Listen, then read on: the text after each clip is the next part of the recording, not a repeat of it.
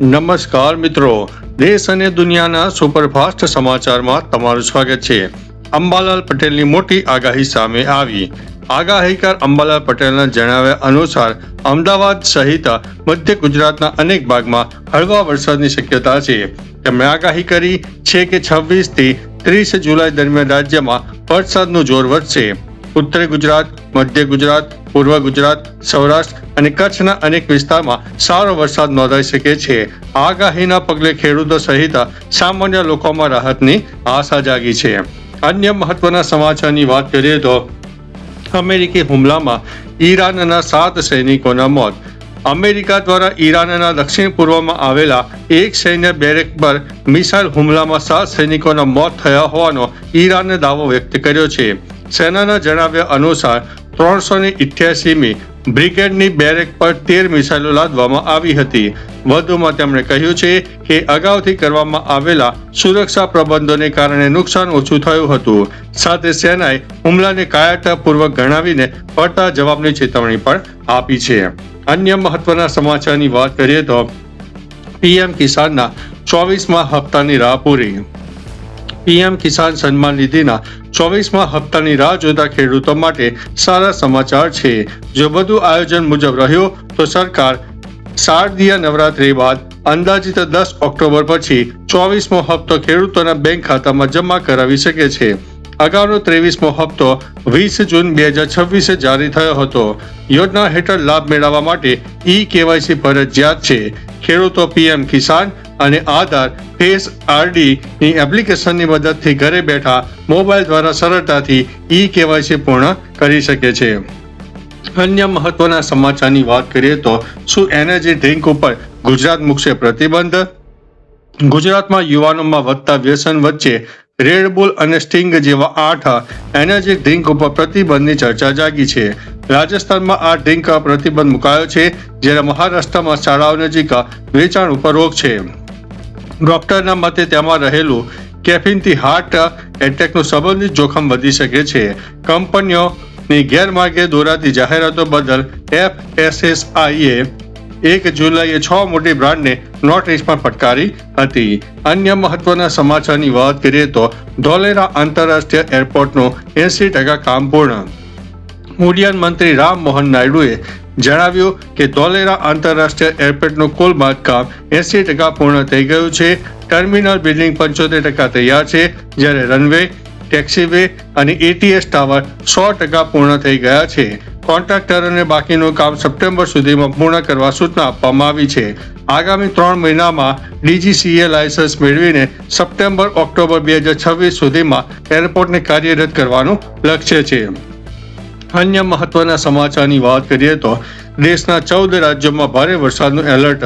ચોમાસાની ગતિ ધીમી પડતા ઉત્તર ભારતમાં ગરમી અને બફારામાં નોંધપાત્ર વધારો થયો છે, જ્યારે પૂર્વ અને પૂર્વોત્તર રાજ્યોમાં ભારે વરસાદ ચાલુ છે. હવામાન વિભાગે અનેક રાજ્યો અને કેન્દ્ર શાસિત પ્રદેશોમાં ભારે વરસાદનું એલર્ટ આપ્યું છે. દિલ્હી NCRમાં હાલ ભારે વરસાદની શક્યતા નથી, પરંતુ પંજાબ, હરિયાણા, ઉત્તર પ્રદેશ, બિહાર, પશ્ચિમ બંગાળ અને પૂર્વોત્તર રાજ્યોમાં આગામી દિવસોમાં સારો વરસાદ થશે. અન્ય મહત્વના સમાચારની વાત કરીએ તો કાગડાની યાદશક્તિ, દુશ્મનને ઓળખવાની કળા. કાગડો માત્ર પક્ષીઓ જ નથી, પરંતુ તેઓ ખૂબ જ બુદ્ધિશાળી જીવ છે. સંશોધનો દર્શાવે છે કે કાગડો માણસોના ચહેરા યાદ રાખી શકે છે અને તેને ઓળખી શકે છે.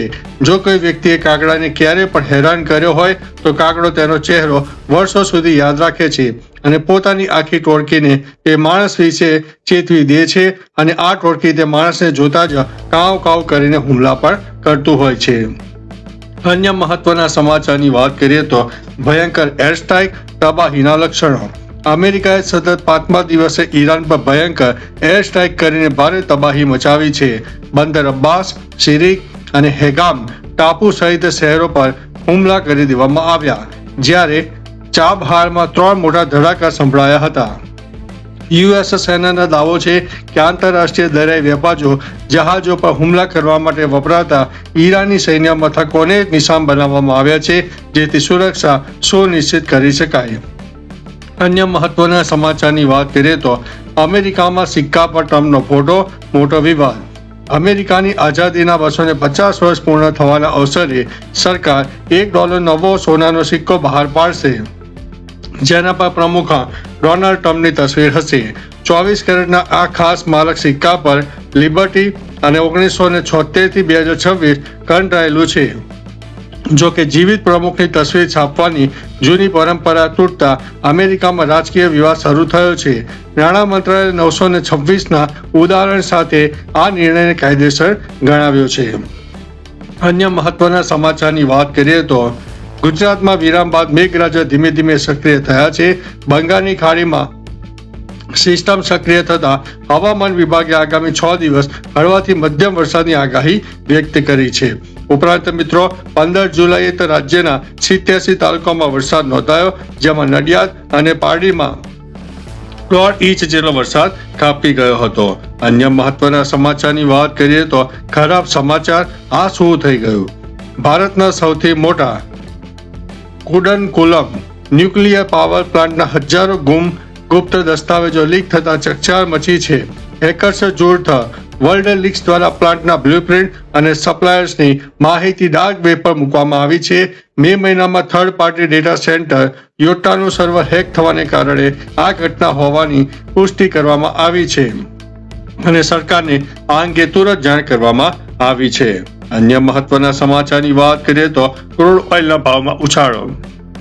અમેરિકા અને ઈરાન વચ્ચે વધી રહેલા રાજદ્વારી તણાવને કારણે વૈશ્વિક બજારમાં ઈંધણના ભાવમાં ભારે ઉછાળો જોવા મળ્યો. આજે બ્રેન્ટ ક્રૂડ 0.35%ની તેજી સાથે $85.25 પ્રતિ બેરલના સ્તરે ટ્રેડ થઈ રહ્યું છે. આ સિવાય રશિયા દ્વારા નિકાસમાં ઘટાડો અને પુરવઠામાં અવરોધોને કારણે ડીઝલ રિફાઇનિંગ માર્જિન કરતા ઈંધણ બજાર હાલ મોટું દબાણ ઊભું થયું છે. તો ચાલો મિત્રો, ફરીથી દેશ અને દુનિયાના સુપરફાસ્ટ સમાચાર લઈને મળતા રહીશું. ત્યાં સુધી અમને રજા આપશો. નમસ્તે.